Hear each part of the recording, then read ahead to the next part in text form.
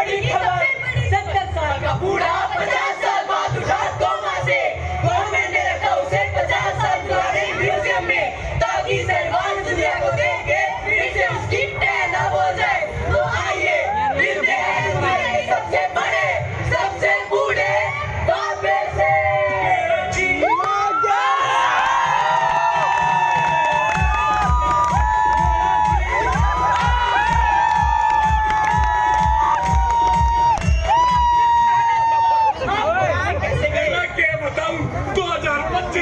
Instagram पे reel देख रहा था, आखिरी रील नोरा फतेही की आ गई, फिर गाना चला।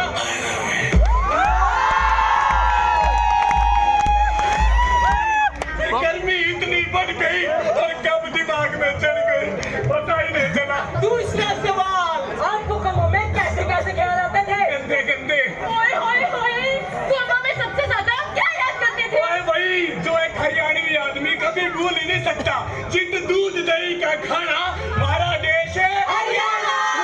OMG, आपने खाते हो दूध दही और घी। आप क्या टीके लगवाते हो जी? नो, हम लेते हैं सप्लीमेंट्स जिसमें है कैल्शियम और विटामिन्स।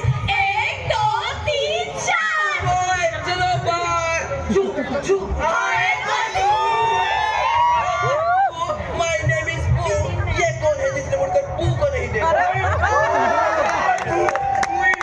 मैं हूँ तुम्हारी नार। वो सरकार को मुझ पे नहीं आया तरस, मरने के बाद तो हम लेने आएंगे ही, मुझे जीते जी लेने आगे वो क्यों रखा है यहाँ? हमारी गवर्नमेंट ने आप पर टिकट लगाई है, जब 70 साल के बूढ़े को लोग देखने आएंगे हम माला माल हो जाएंगे। पर मिस पू, मेरा मतलब है पू, इस म्यूजियम में मेरे जमाने का और भी कोई बंदा है कि नहीं? Yes, उर्फी।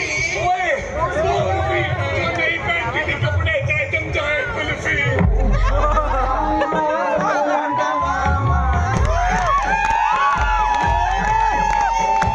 अभी ये कौन है? ये है मम्मी। अच्छा, उर्फी जी की मम्मी जी, राम राम। सारी गर्म पट्टी इसको सारे शरीर पर मोच आ गई। बेवकूफ, ये उर्फी जी है, उर्फी जी। ये पर इन्होंने ब्लेड से बनी टाई बनाई, टाई कसी और ये चाल बरसी। इसलिए हमने उर्फी जी की बॉडी को प्रिजर्व किया है। पर इसे म्यूजियम में क्यों रखा है? इसने भी किया है कोई काम महान? लोगों की 3 जरूरतें होती थी, रोटी, कपड़ा और मकान, और मैंने बंद करा दी लोगों की कपड़ों की दुकान, क्योंकि शरीर को ढकने के लिए प्लेट से भी ढका जा सकता था। चंद लाइक और कमेंट्स के लिए लड़कियों ने दुपट्टा था उतारा, तभी हमारे देश की संस्कृति का हो गया था कबाड़ा। चुप कर, गवार। और तो चल बाहर, कोई जैसे ये मरने के बाद मम्मी बनी है ना, मुझे भी डैडी ही बनाना।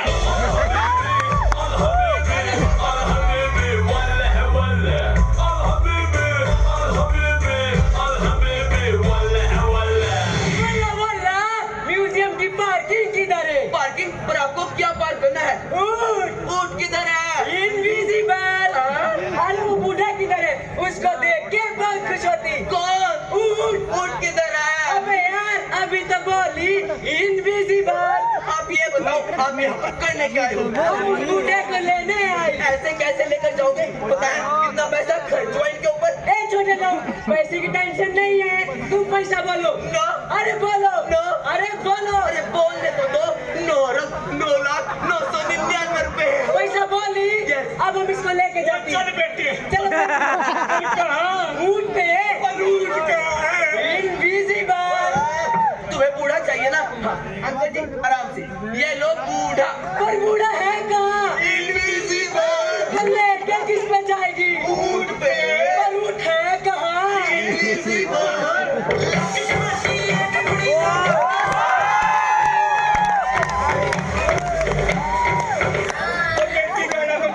कर लेती, 28 कहाँ से है तेरा? अंकल जी 28%। 28। हाय मैं तो थक गया।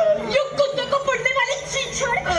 मेरी तौहीन, यू सीमेंट बजरी घोलने वाली machine, you dust feet, you ग्रामीण, यू गंदे फिरते गंदे फीट। और सच्ची, वो बहुत मजा आ रहा है 2070 में, सब कुछ बदल गया, पर लुगाइया का लड़ने का स्टाइल नहीं बदल गया। बुलाती हूँ अपने पूकी बॉयफ्रेंड को।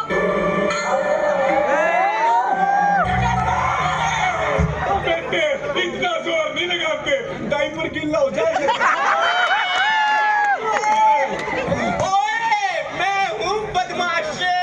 बदमाश ऐसा लगता है ये बदमाश किसी ने कच्चा ही तोड़ लिया। मम्मी को बताऊंगा।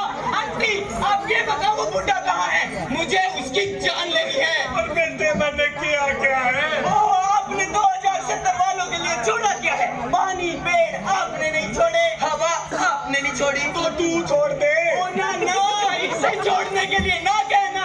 इसकी शक्ल देखिए, इसने छोड़ दिया ना तो आने वाली नस्लें तबाह। आंटी वो रेड कलर की जूस की बोतल देना। बेवकूफ, वो ब्लड है। बूटी सिकल की ब्लड व्हाइट कलर का होता है। बेटी आज के जमाने में लोगों का खून सफेद हो गया, नहीं हमारे जमाने में तो खून लाल होता था। OMG, पूरी सोसाइटी की फोटो। Idiot, वो सोसाइटी नहीं, उसे जॉइंट फैमिली कहते थे। ये है वसुधैव कुटुंबकम, मतलब सारी दुनिया एक परिवार, और एक ही परिवार में सारी दुनिया समाई होती थी, जहाँ सब लोग एक साथ बैठते थे, बातें करते थे और खाना खाते थे। हाय, वो शादी, वो बच्चे। पहले के जमाने में बच्चे पैदा करने के लिए शादी करनी होती थी, आजकल तो टेस्ट ट्यूब और सरोगेसी का ही जमाना है। बेटी जितना एडवांस माल चल रहा है ना, शुक्र है तुमने ये नहीं कह दिया कि बच्चे स्नैपचैट और यूट्यूब से डाउनलोड कोई शादी का नाम नहीं लेगा। क्यों? और शादी से याद आ रहा है, मेरी जवानी में मेरी भी होती थी कोई जान, शब्बो था उसका नाम। मेरे दिल में